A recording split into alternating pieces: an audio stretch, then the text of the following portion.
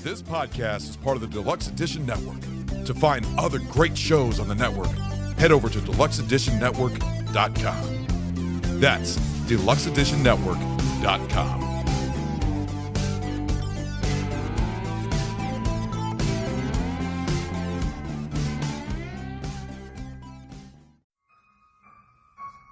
Hello, this is Igoro, host of the Igoro Show, and you are listening to the Steve and Crypto Show. So keep your ears open and your mouth shut.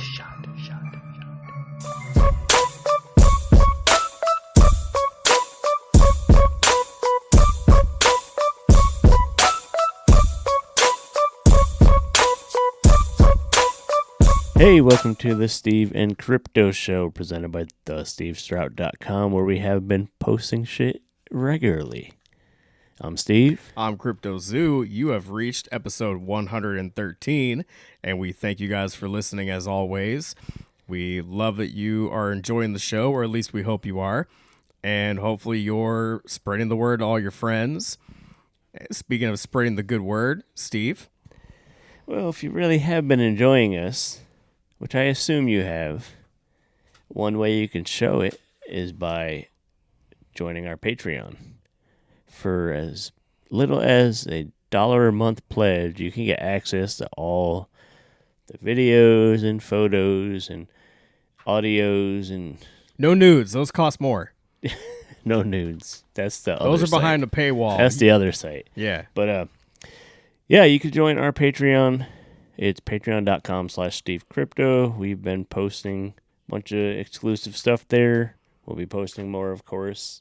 And like I did mention before he tried to pitch our OnlyFans, you could pledge as little as $1 a month, which is nothing. And it really helps the show. It goes into everything we do. It goes into upgrades, it goes into advertising, it goes into promotions, goes just everything. It helps make everything happen. And besides Patreon, there's other ways you could help us out. You could buy merch, and we just happen to have a sale on merch right now for the next probably about a month, I think. All our merch is 10% off in the merch shop. That's right. That'll probably cover the shipping that it takes to get to your door. Yeah, it'll save you a couple bucks. Yeah. So I've been saying on social media, which you'll tell everybody where we're at on social media in a moment.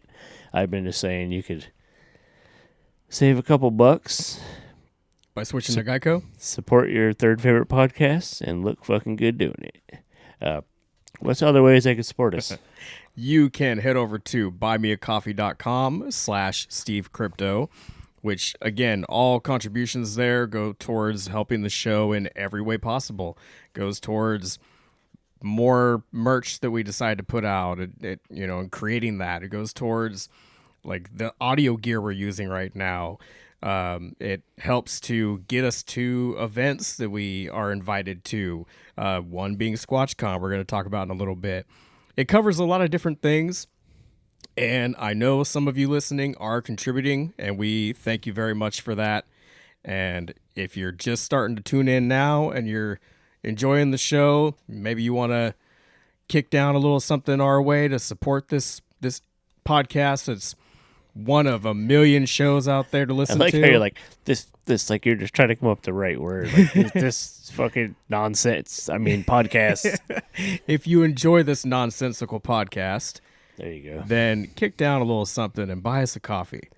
I failed to mention before we got so excited about buying me a coffee. I'm drinking a coffee right now. I mean, he's drinking a coffee Steve right bought now. it. But the merch sale, it's running about a month, 10% off everything. I didn't tell you where you could find our fucking merch. What's the site for the merch? Oh, and you're still not going to tell them. You're going to make me do it. Fine. It's officially your job. Etsy.com/Steve and Crypto merch. Actually, let me correct that. That is Etsy/shop/Steve and Crypto merch. I don't want you to get sidetracked or confused or anything. Or just go to Etsy and search Steve and Crypto. And That'll our work merch just page will fine. pop up. So get on that. And social media. Of course, you can follow us at the Steve Strout and CryptoZoo88 on Instagram and Twitter. And we also have a Facebook group, which we encourage you to join. You're welcome to be a member and just check out what everybody in there has to offer.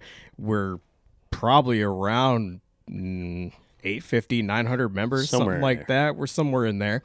And so that's a lot of creative people that are in that group, and that a lot of them have different things to offer that you might be interested in.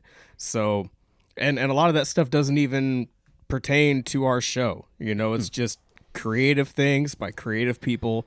So if you're into pop culture and arts and horror and things like that, which if you're listening to this show, you likely are, then Hope so. We hope There's so. people listening that are just sitting there just like loathing us.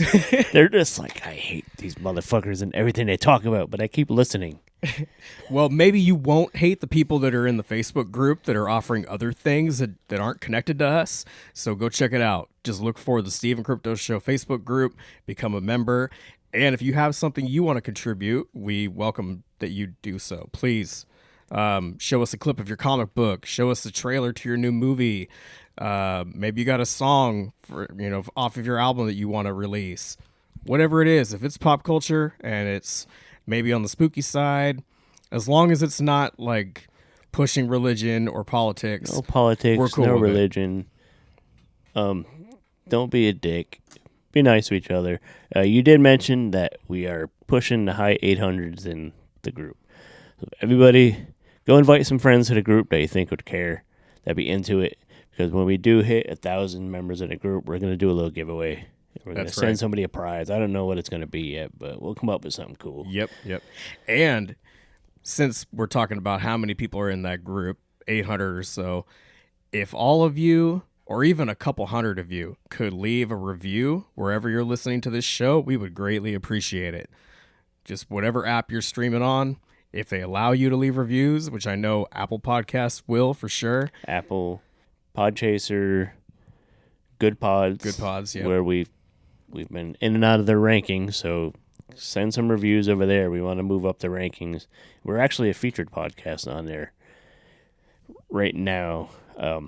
Probably what time this episode goes out, we might not be, but they like us there. Yeah. So you could rate and review us there. Spotify, you could do ratings. Yeah. And it all helps. It all helps our visibility. It all helps us get seen on like their main pages, so people stumble upon us easier. Yep. Speaking of being seen, we were actually nominated recently for a Rondo Award, second time. So At this point, the voting might be over. They had till April 23rd. yeah. So voting is probably over by this point, but congrats in advance to people who won. Yep. It'll be a little while before we know, probably later in May, but because David Colton, who runs it, goes individually through every email, because the balloting was done by email. He goes through every fucking email. He is a busy man. And he's a crazy man. We had him on the show. Yeah. So he's a good guy. All those ways to support us.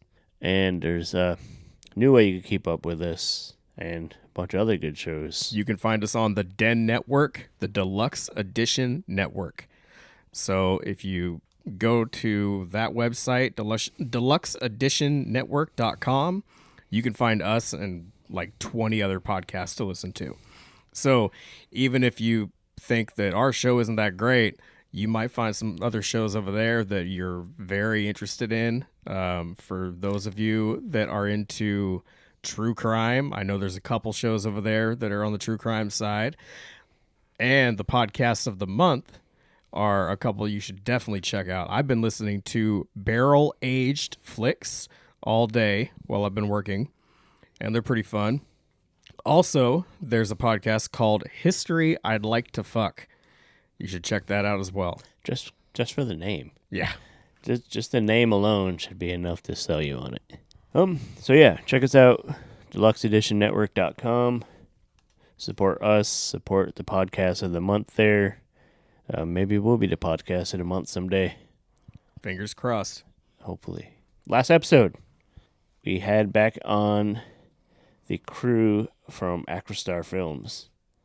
They came on to talk about a new movie they're working on funding for called Attack of the Corn Zombies, which is literally what it sounds like. Zombies in cornfield. What zombie films, so I gotta support that. We had that crew on: Steve Herman, the writer, director, the man behind Acrostar, and they came on. Him and some of the cast and producer and stuff all came in and told us a little about the movie, what they could share, and it sounds like it's going to be a fun one. Like their last movie before that was It Came From Somewhere, which I've talked about a million times on here because I was in it. That takes place in the 50s, and then this one is going to take place, the Corn Zombies is going to take place in the 60s, and I guess he's working on something to take place in the 70s. So They're going to go like decade by decade. It's kind of cool. So yeah, go back, listen to that episode. There's a link to the Indiegogo in that episode notes. And I mean, speaking of Indiegogo, by this point, the movie that I've been producing should be in demand on Indiegogo. So it'll still be open, and there'll still be a few perks on there. Nightmares Unleashed. So go to past couple episodes, check in the notes, and find the link to that. And get involved with that one. Jump on board. Make sure you're following Matthew Mark Hunter on Instagram if you guys want to see like pictures and maybe little clips from the making of this movie and the process and all that, because he's putting a lot into it. And he's been chatting with some other people in horror to kind of spread the word. Just last week I saw him on, was it Terror Tuesday? Yeah. Yeah. Yep, Terror Tuesday with another member of the Deluxe Edition Network, actually. Yep. Amber Brooke. Amber, yeah. She does a Tuesday night live stream, which is pretty cool. So shout out to her. Thanks for having Matthew on. That was very helpful. Yeah. So that was the last episode. This one we're going to talk about Squatchcon.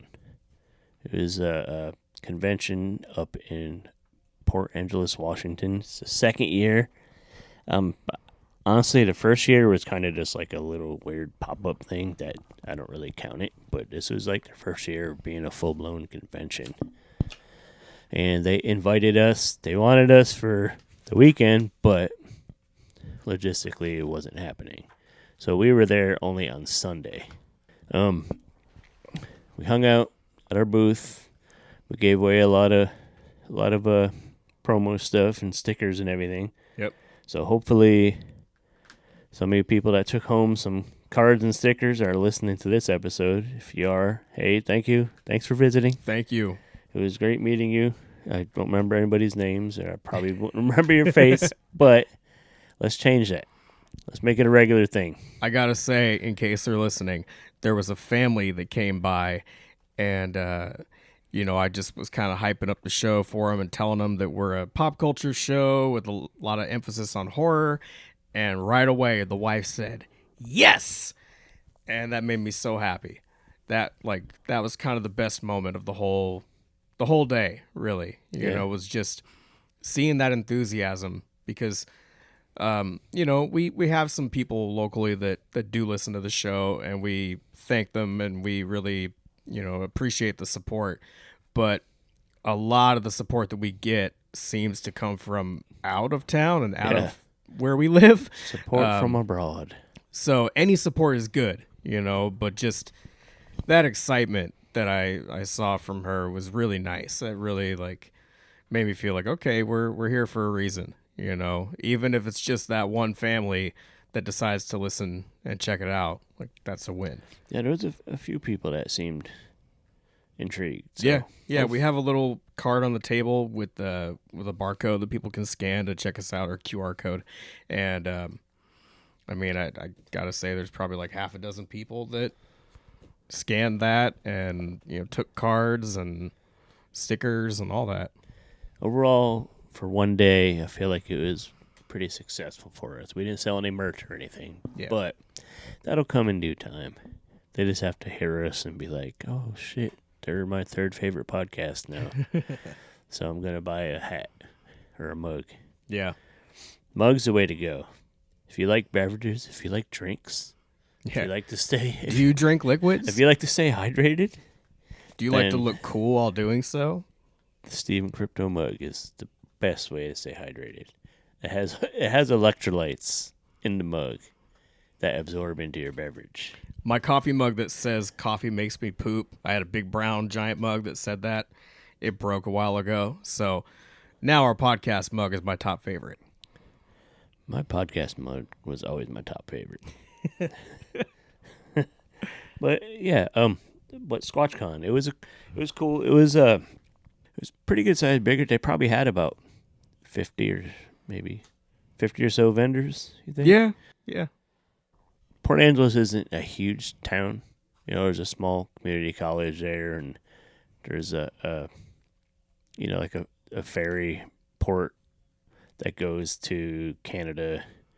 So there's a bit of traffic that comes through. So it's a good spot to do a small convention. I never realized how much the community is very into anime. Yeah. That's big there. I attribute a lot of that to kids growing up getting to hang out at Anime Cat. Yeah. Because Drew, who owns Anime Cat, is somebody I've worked with like the comic book swap meet, which is our mini con we do here in our town. Worked with him, and he was like one of the main vendors, and I think he kind of put a lot of input into the show and helped a lot. He has an awesome, huge anime shop up there, and he's kind of like a pillar of that community, the nerd community out there. So I guess shout out to Andrew and Anime Cat for their efforts with this thing. Yeah, thanks for kind of taking the lead on the pop culture scene in Port Angeles that there is. Like there isn't a huge one, but if you're gonna think about all the store owners out there, Anime Cat's probably at the top of the list For sure. as far as pop culture goes. Another person who is a big promoter and supporter of Squatchcon, not Sasquatchcon. That's probably a whole different thing.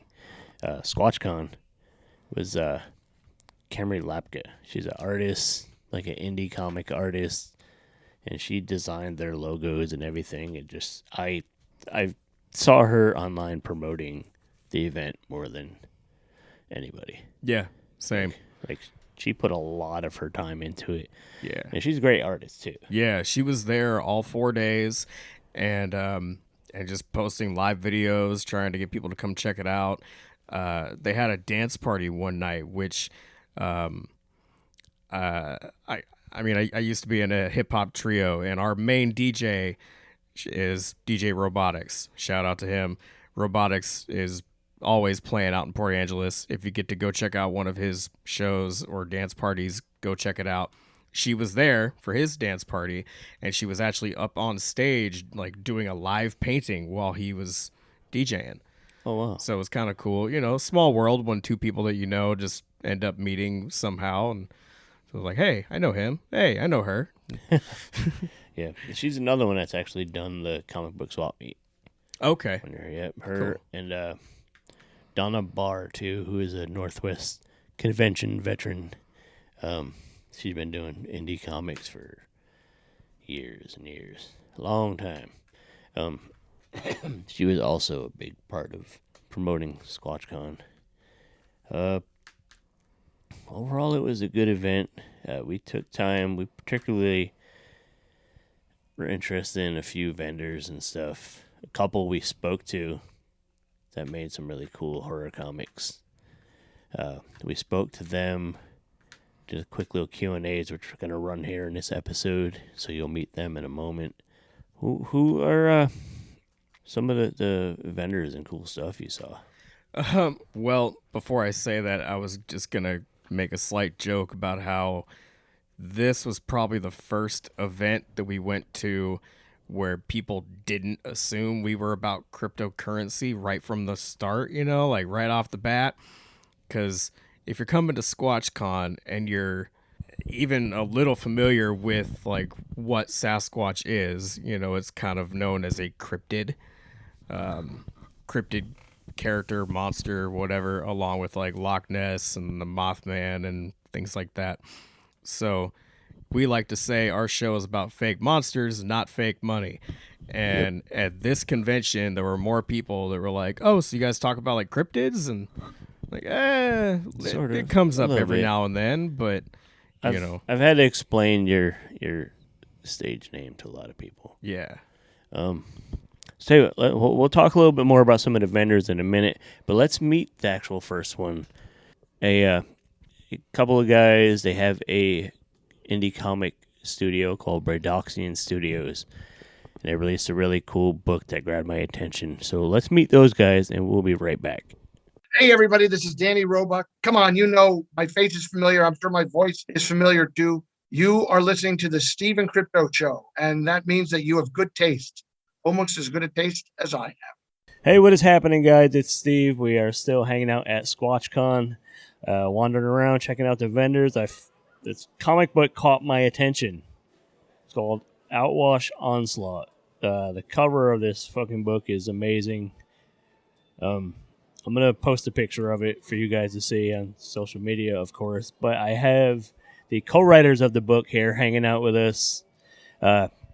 Introduce yourselves. I'm Braden Cox. I'm the owner of Braydoxian Studios, where we publish all the books. And my name is Chad Jernigan. I'm the co-writer of Outwash Onslaught. And yeah, that's just us. I noticed before we talk about this one, you had a few books over on the table. No, let's just jump into this one. Okay. Tell us about this book. What's this comic about? Basically, it's a revenant come back from the dead, all that jazz, but he's seeking revenge, and he's out to figure out why he's down there at the bottom of the sea. The cover, you guys, is like super cool. It's like it reminds me of like a super version of a Scooby-Doo villain. That's actually kind of what we got the idea from, is like we actually went out for drinks, started talking about like just slashers and stuff, and we just kind of brainstormed ideas, got together this basic premise, and did some storyboarding another time over some drinks, and yeah, that's kind of where things go. Love of horror. Tell us about the other comics that I've seen over on the table.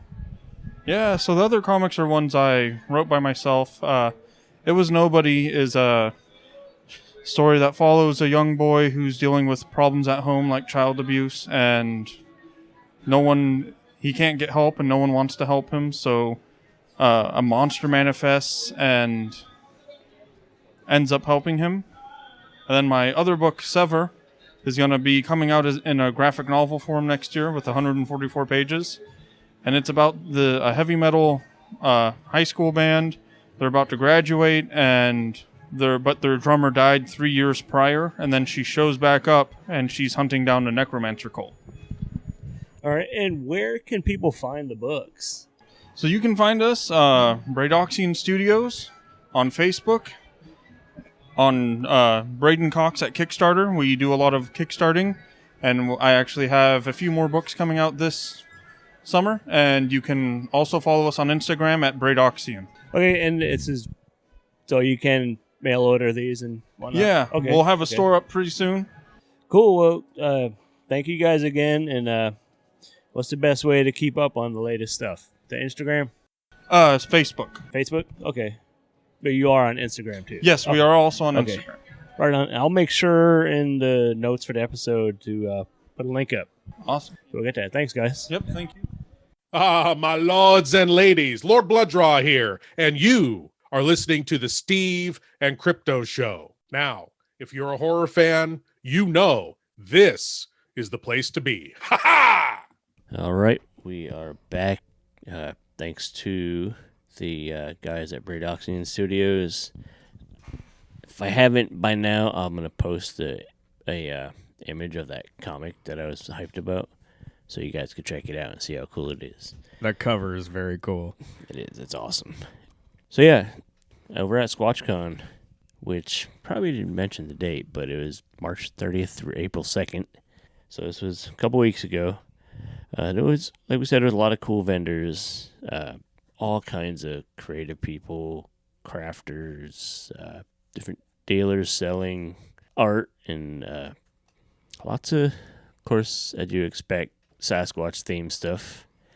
There was this really cool couple that I spent a little time talking to, named Rocky and Vicky Markham, and they're it's pretty intriguing. They've worked on like movie like props and sets, and they just collected Bigfoot artifacts and all kinds of stuff over the years, and are friends with a lot of like Bigfoot, celebrities. Like the name escaped me right now. Like people that one of the dudes that the old famous fuzzy Bigfoot video from way back. Patterson footage. Yeah. Yeah. One of the guys, Bob something. Can't remember his name, but they're Bob friends. Bigfoot. Yeah, they're friends of his.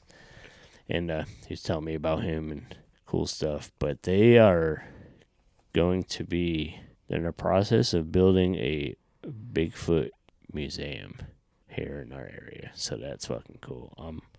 I'm into that. But they have a website called theultimatebigfootstore.com. Check that out. See what kind of cool Bigfoot themed stuff they got in there if you're into that. Yeah, they had a sample of what they have to offer, of course, at their booth. I mean, they had like stickers, prints, keychains, t-shirts. They had hats, all kinds of beer shit. beer cozies, hats, license plate frames, and all sorts of different things. And they had a big ass Sasquatch on display. Yeah. A big, giant Bigfoot. I'm pretty statue. sure it was a real one. I saw him It was a moving real. every now It and was a then. taxidermy. He was really Bigfoot. good at standing still most of the time, but when people weren't watching, Well, I mean, he'd if you scratch his nose a little bit. It's like his classic pose. You always see pictures of him. Yeah. And he's always kind of in a similar pose. And It's everybody like his fell thing. for it. That's his thing. But no, they were cool, man. And they eventually get that Bigfoot museum open. I'm gonna check it out. And Definitely. we'll talk about it. Maybe Yeah. they'll let us film some stuff to put up on Patreon or something. That'd be really cool. Like you were saying, you had a little conversation with them. I chatted with them for a little bit too. And it was nice to run into someone that you can talk about a certain subject with and you're not going to annoy them. And it probably feels good for them as well, because like not everybody wants to talk about fictional characters and talk about something that may not even really exist. I mean, but it's fun. It's fun conversation. And so I was looking through the prints that they had, and I got two different ones from them. But, there's one that had like this little lake or a creek behind Bigfoot, and it was very colorful. And I just commented on how nice it looked. And they said that it was supposed to represent Boggy Creek and like the color off the water, like the shine, when the sun is out and how it looks. I mean, there was like, shades of purple and green in there, and it looked really cool. And that was when I was kind of able to say something to him that, I probably have never brought up to anybody else before, and it might be boring to you guys listening, but when I used to DJ, I got all these clips online that I would download them, and then I'd just scratch and manipulate them, put them into songs or whatever. And I have this audio clip that is supposed to be like Bigfoot from the Boggy Creek film, and it's like him howling or whatever, and it really doesn't sound like much, but I would take that and scratch and tweak it, and it was a little thing for me. Like nobody else that was in whatever venue I was playing at knew what the hell that was, but it was just for me, Right. And so he's probably the first person I ever told that to before now. What did he think of that? He thought it was cool, I mean, just like, wow, nobody else would really give a shit, but since you mentioned Boggy Creek, here we go. Yeah, they were super enthusiastic about it all.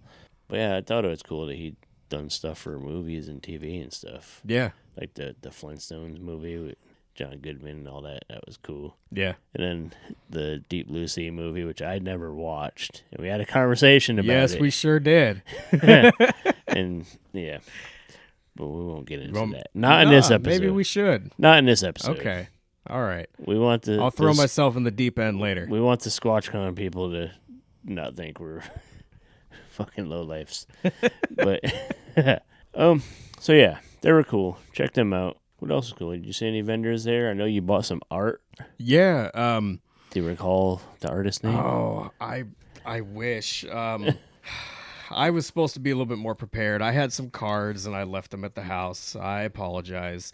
But I got some really cool prints. Actually, they weren't even prints. They're like straight up little paintings on like this nice frame piece. I got one of Chucky's face and one of Tiffany's face, and it looked like those were the only ones that they had. It was just the one copy of each. So yeah, I they were snatched original them both. paintings. Yeah, they were pretty original. good. I snagged them both. Got them hanging up in my kitchen right now. They look pretty good. And yeah, I got a few things from the Sasquatch booth that we were just describing. I got a sign for the car that says Bigfoot Believer on board. And a couple prints, and I think a sticker and a sign. Anime Cat, which is a store out there in Port Angeles that we were talking about earlier. They had a booth there, of course, and because they're heavily involved in this whole thing. So yeah, there were a lot of different vendors out there that had an assortment of things to offer. Lots of people making their own stickers and magnets and candles. And actually, speaking of candles, Nerdwax Candle Company. Go check them out. It says, "What do your heroes smell like?" Nerdwaxcandle.com. Yeah, they had some. I sniffed around their booth a little bit. They had some good smelling stuff, and I think Sarah and the kids showed up, and I think she grabbed a candle. She did. She got. Did she burn it yet? Unicorn's tears, and she did burn it, and it does smell like unicorn's tears. But does it smell good? I mean, most unicorns, I think, are no, but like literally properly. Is it a good, nice smelling candle? Yeah, like we're like, check out this place, but it smells like unicorn tears, which are salty and vile. Like no, like it does smell good. Yeah, Okay. It smells great. So then people should check out the candle company. Yes, yes, you should. I want to say thanks to Purity. She was very nice to my family. Hooked up my lady with a sticker from some of her artwork that she really liked. There was a lot of cool. Another cool one that we talked to was Kevin Glover. He's a artist. He's been a film producer, actor. He's done like all kinds of entertainment stuff. But we seen him around shows. I've seen him a few years back at Crypticon. I've seen him at Jet City Comic Show a few times. He's a good guy, and the cool thing is he's old school about the monster stuff. Like he has a few comics he put out. One I think he sold out of, but I got from a while back called Lady Frankenstein and the Mummy's Brain. But he has a new series called the Fractured Scary Tales, and he also has a Monster Kids series, a bunch of stuff over at fracturedscarytales.com. You could go there and check out the books and stuff he has and movie stuff he's done, and get some of his comics and everything. We did talk to him, like I said, and he kind of told us about some of his stuff he's done and shows he does and all that. So let's check that out and meet Kevin Glover. So, hey, it's Steve. We are at Squatchcon in Port Angeles, Washington, and we have Kevin Glover popping by. He's a fixture on cons up here in the region. I've seen this stuff a bunch. He has a few horror comics, so I had to get him in to pop in to say hey and have him tell you guys what he's about. So, Kevin, tell us about some of your books. Well, first, thanks for the invite. Of course. Yeah, I'm really heavy into monsters, especially. My flagship publication is called Fractured Scary Tales. In fact, that's my website too, fracturedscarytales.com. and it's a horror anthology with a kind of humorous twist to it. It's like Mad Magazine meets Tales from the Crypt. They're all parodies of classic movies with a horror twist. I also have Monster Smash-Ups, which is a more serious horror anthology. And I've just recently introduced something called They're Here, which is an anthology with aliens and oddities in it, including Bigfoot and mostly aliens, but some Bigfoot too. And I'm multiple issues of everything. I'm the writer-creator, but I'm not the artist of any of my pieces. All my anthologies have multiple artists, multiple stories. They're all standalone stories, and all have twist endings to them. I recently branched out into a lot more long format stories. I have just completed Gym Rats, which is a graphic novel, full length story based on a screenplay I wrote that was optioned but never made into a movie. And then I'm finishing finally after several years delay my Lady Frankenstein, the Mummy's Brain, which I was releasing sequentially. It was to be a 6-part series. But took me forever for the last 2, so I'm about to finish it off and put it as a full length graphic novel. You want to tell a little what that's going to be about? Oh, sure. Yeah, that one I'm really proud of. It's also based on a screenplay I wrote that another one that was optioned that never made, and it's kind of a mashup of Frankenstein and the Mummy with a female Lady Frankenstein. So it's a fun little piece. It's quite reminiscent of the old Hammer films of yesterday, where it's a modern take on a classic monster, and the mashup of the two I think works really well. It's kind of a globe spanning tale. It starts in Egypt and then ends up at the Luxor Hotel in Las Vegas. Actually, that's where the climax is. So I think you can see some of the connections there. That one I'm very, very proud of. One of my favorite artists did the work for that one. A guy named Manuel Martin he's from Mexico. Most of my artists I've never met. Almost all of them I get off the internet, and they work regularly for me. And I've only met a few of them at some conventions, some of the more local ones, but most of them are foreign people. I noticed a book, with the Trials of Frankenstein. Oh yes, what's yes. that about? Oh yeah. That one I'm very, very proud of. What I like about that, it's called People versus Frankenstein. People, okay. Yeah. I'm trying to read it from here. We're like a couple tables away, and I'm half blind. So no problem at all. And that is the trial of the Frankenstein monster. It's a courtroom drama with a monster twist, and I've won like 26 awards for that so far. I'm very, very proud. It's a little bit more cerebral, a little bit more.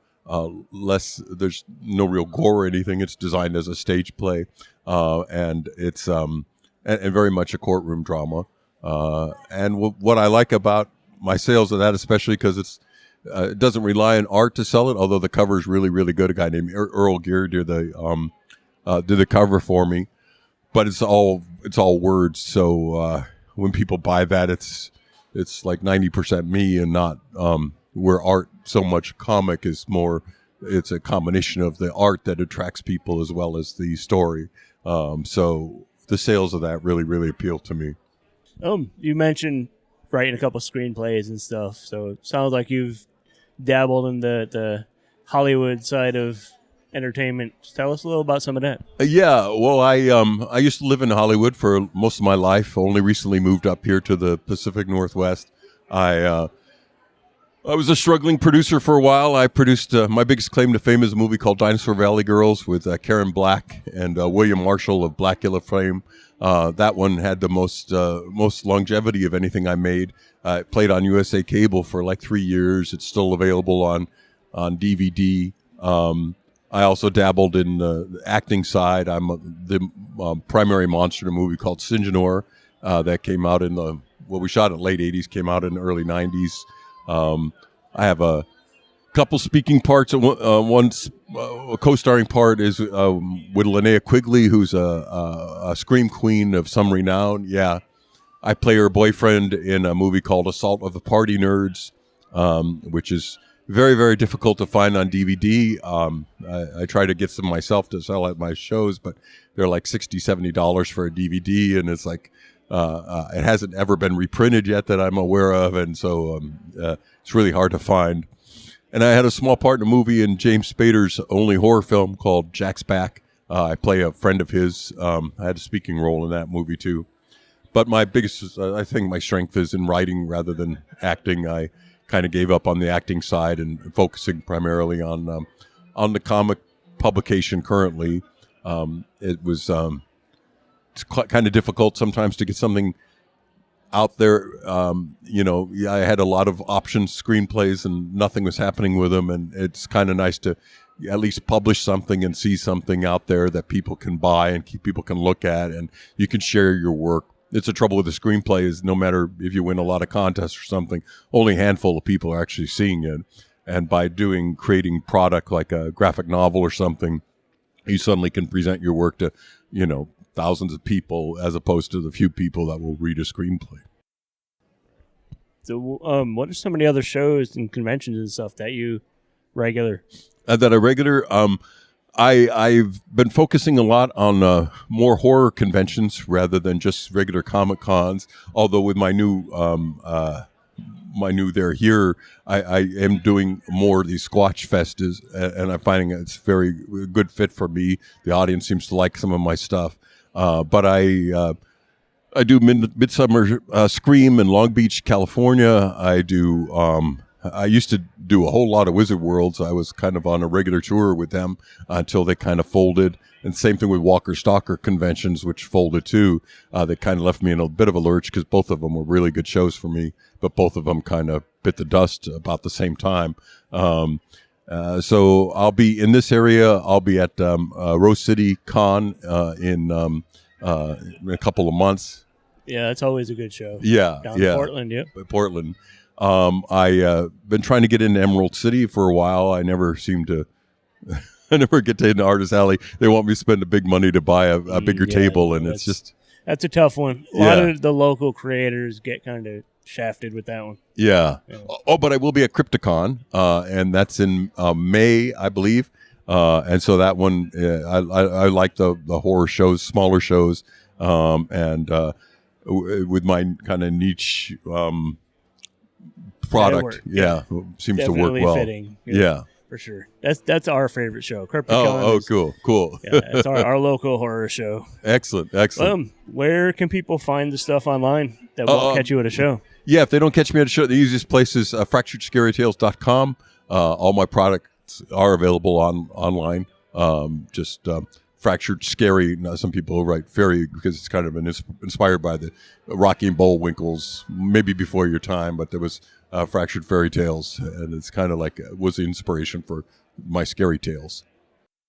Cool. Well, Kevin Glover, thank you for stopping by and hanging out, and we'll definitely be in touch, and hopefully you have a successful show. Well, thank you. Thank you very much. You take care. Hey there, everybody. My name's Cortland. And I'm Brandon. And this is the Up All Night Horror Anthology Podcast, where we cover every horror anthology show that we can get our hands on. We've already reviewed all of Are You Afraid of the Dark?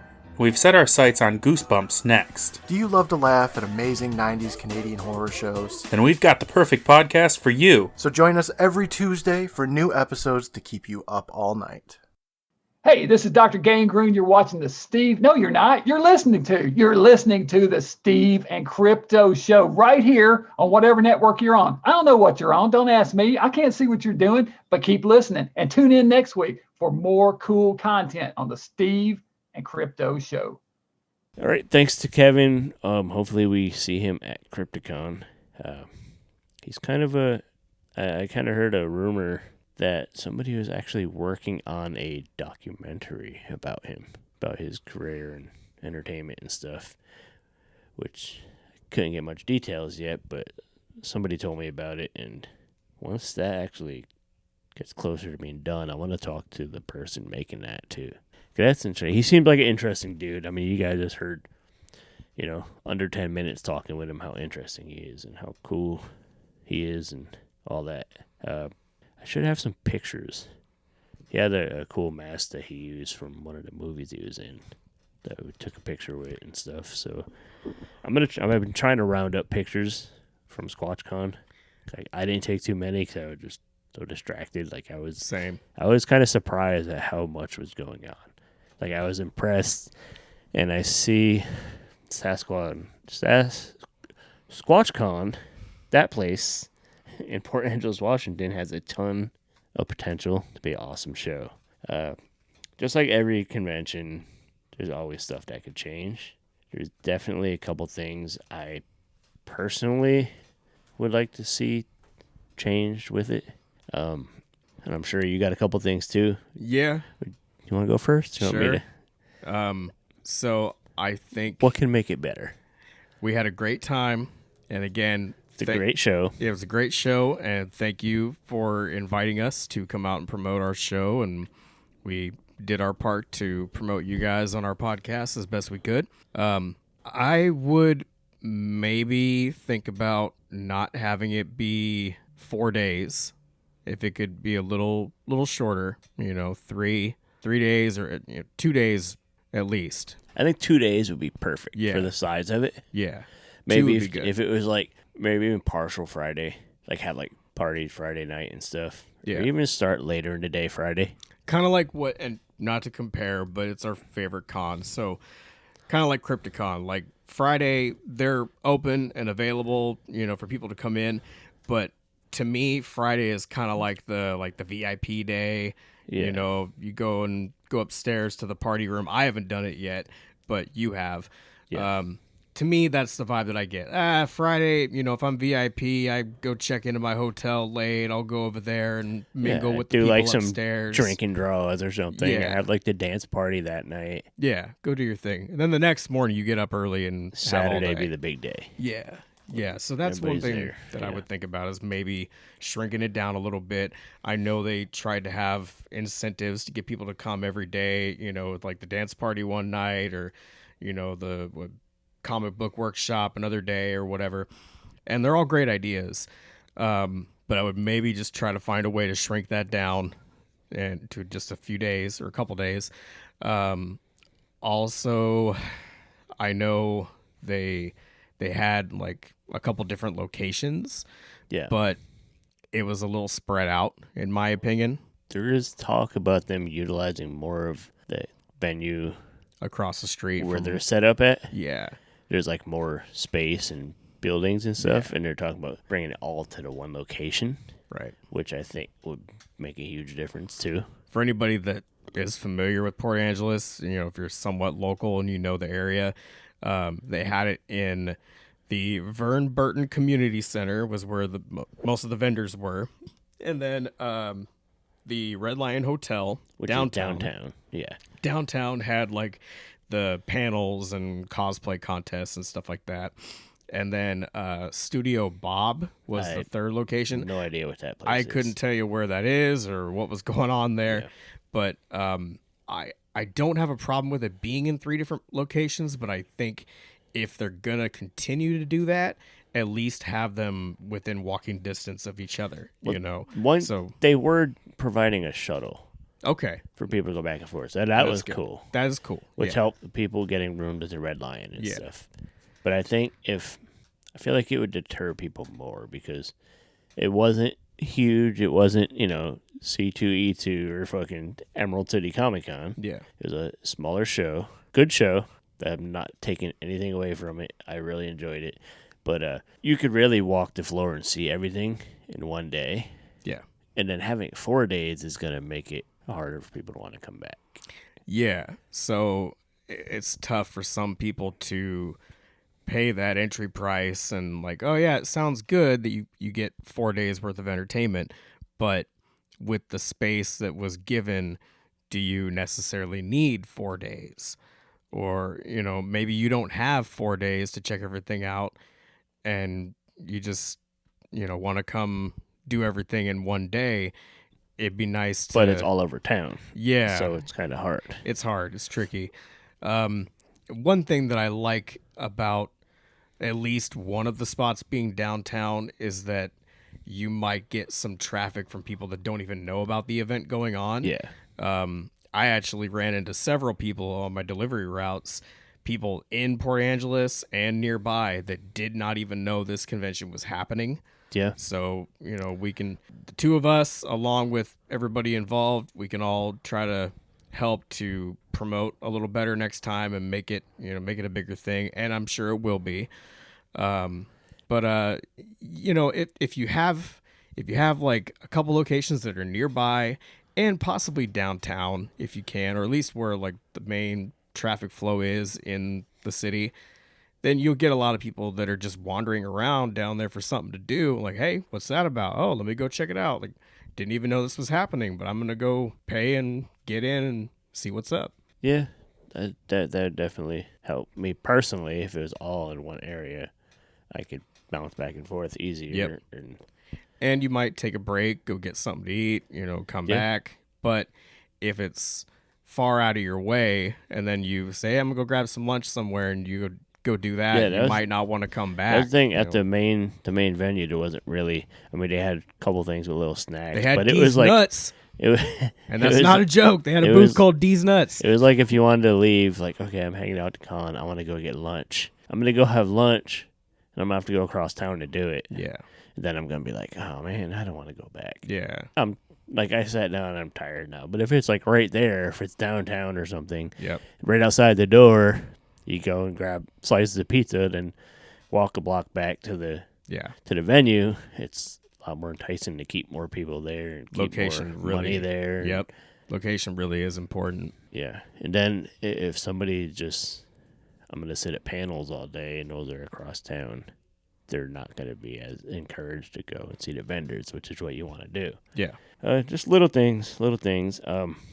I personally would like to see more comic-related stuff. Yeah, I Because agree. most pop culture conventions, you'll find like collectibles and comic books, and like one of my favorite things about going to a show is digging through like long boxes or something. Yeah. Like if they had a table or two of people selling comics or like I am all for vendors and supporting artists and stuff, but I still would like to see some of the stuff that made these conventions popular. Yeah. They had a great selection, and so this is no insult or anything, but some of the things that you saw there would be more fitting at like a craft fair, that sort of thing. I mean, not all of it. So I think any vendor that I see there, I could see at a big convention. Yeah. But it felt different to us because we're used to conventions that are more vendor retail based than just artists, which that's awesome. I love that. And I feel like this convention is really basically for those people. Yeah. But I still think you're going to bring in a little more people, which is really what you want to do. You want it to keep sustain year after year. Yeah.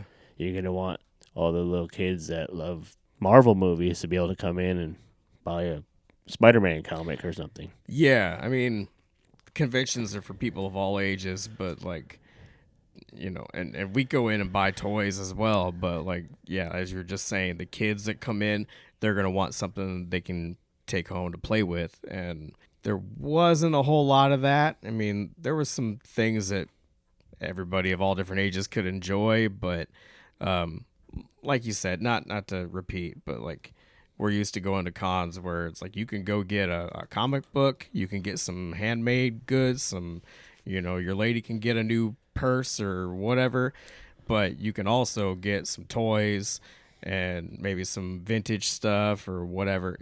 There's a variety. So maybe a little bit more focus on the pop culture side would be nice. Just a little bit, even just a couple tables. Yeah. Yeah. Yeah. They definitely had a local vibe with all the, the candles and things like that. But the thing is that I've noticed is sometimes local people take stuff for granted. Yeah. That's happening in their town. Yeah. And I think that kind of played into this. But overall, it's a great experience. Like, really, the only little things is add a little more type of vendors, comics, and the such. Yeah. And maybe one less day. And I know they're talking about wanting to bring everything into one area. Yeah. which I think would be a big boost too. Overall, it was awesome. I am totally glad they invited us. Yeah, I'd love to come back next year. Definitely looking forward to the next one. Come promote in our area. Like, our community is not that far from Port Angeles. It's close enough that they should get a little promotion going here, which I think we're going to be in touch with them, and we're going to try to help with that. Yeah. This was just the second year. Every convention takes time to grow and to improve, and they learn from their mistakes, and they see what worked, what didn't work, and they make adjustments for the next year. All your favorite cons that you guys go to are like that. Emerald City is still doing that. I'm sure the staff talks about it afterwards, and they figure out, like, okay, this didn't work for us, we got to change it up. Okay, this works, let's keep that going, whatever. So yeah, there's pros and cons to every convention out there, and we're just even the small ones. Yeah, even the small ones too. So we're happy to be involved this year. We hope to be involved next year, and we'll see how this convention grows. I think it will. Yeah, I think it will. I think with that being said, check out any of the vendors or anything we mentioned. Check out the Braydoxian Studios. Check out Kevin Glover. Watch for those guys to pop up at any other shows. I think this is about the time since last episode, not last week, I didn't do trivia. I just encourage people to go listen to some of the old episodes and send us some trivia from one of them. This time, I actually have a trivia question for them. Trivia time. I don't know. Are you ready for trivia? I'm ready. Okay. What's your trivia? My trivia. Okay. So, since we mentioned Rondo Awards earlier, and all the big award shows just came and went in the last couple months, kind of an award season themed question. So, what was the first horror film to be nominated for Best Picture at the Oscars? Somebody should know what that. It is. And honestly, we kind of... You listening, you know what it is. We kind of talked about this movie fairly recently, too, so... There might have been a different trivia question that was slightly related to this one. Very, very more than slightly. Go back and listen to all the other episodes, and you'll find it. Yeah, over the next week, listen to every episode. Yep. All 112. It's not hard. Not hard to do. Just call out from work, tell them you have COVID, and you're not going to be able to work. Be like, I need 112 episodes off. Just put those headphones in. Don't worry about what's going on. Yeah. Outside of them. Don't worry about feeding your family and walking your dog and doing the dishes. Why is your dog following you? Because he's jealous he's not listening to the podcast. And don't. You couldn't spare a headphone? You couldn't spare an earbud for your dog? I was going to say only stop to eat and poop, but you could still listen to the podcast while you're doing both of those activities. Couldn't spare an earbud for your best bud on all fours? No? Yeah. Dogs might want to listen too? Most people don't want to listen to us, let alone dogs. But that's the trivia question. What was the first horror film nominated for Best Picture at the Oscars? And with that being said, it is that time of episode for us to remind you guys where you can support us. You can visit us on Patreon and pledge whatever amount you want, as low as $1, and get access to all the stuff we have on there. It's patreon.com/SteveCrypto. We do have the merch sale, 10% off everything for just under a month. Over on Etsy, search Steve and Crypto, and then the merch page will pop up. I'm not going to put Crypto on the spot to tell him to tell you the link. One time per episode, that's all you get. That's anymore. That's in the contract. We had to renew our contract, so and the new stipulation is you can only say it once. But you know that shit's going to be in the show notes. So go get you a discounted t-shirt. That's right. Save a few bucks and promote us. Look awesome. Bunny the Sasquatch says, Goonie Goo Goo, leave a review. Go leave a review for us. Leave a review, Gus. Wherever. I know a Bigfoot when I see one. Go wherever you're listening to us on your favorite streaming app. Go leave a review if you can. Preferably 5 stars. Thank you. As many stars as he'll let you.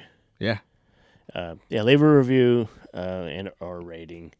Visit us on social media. Follow us. We're going to post stuff. We'll remind you when episodes come out. We'll post other random stuff. We'll, the new Joe Bob season is just getting started, so I'll usually be live tweeting with all those weirdos when I watch Svengoolie. Is anybody like horror hosts listening? Hit me up. Let's talk about them. Yeah. Hit us up, CryptoZoo88, the Steve Strout. Also, don't forget the Facebook group. Just look for the Steve and Crypto Show. Become a member. Invite friends. Invite your friends. Show us what you're working on. Also, I forgot to even mention earlier, if you're somewhat local, Friday, April 21st, I will be... This might come out after, but he will have been at a show that he's going to tell us about how the show went. Yes. And he's also going to how the show went on April 21st. We're recording in advance. And he's also going to tell us about how the Olympic Collectible Expo, which happens on April 29th. Or it may have happened on April 29th. Depends on when you're listening. At the Kitsap Mall in Silverdale, Washington. He's going to be there, and it's looking like I might make it too. So Steven Crypto Show will be repping, and he'll also be selling lots of awesome collectibles toys, Funko Pops. You might have already come by the booth and checked out what I had. So if you did, thank you. Yeah, you might have. Thanks to anybody who purchased anything. Yeah, it depends on when you're listening to this. Thanks to our new listeners that we met in the future. Yeah, in the past at the same time. All of you great people. Yeah. Rate, review, follow us on social media. Do all that stuff. Patreon, buy me a coffee. Show us some love. And thank you guys. We will talk to you in the future. Goodbye. That was him from the past, but in the future.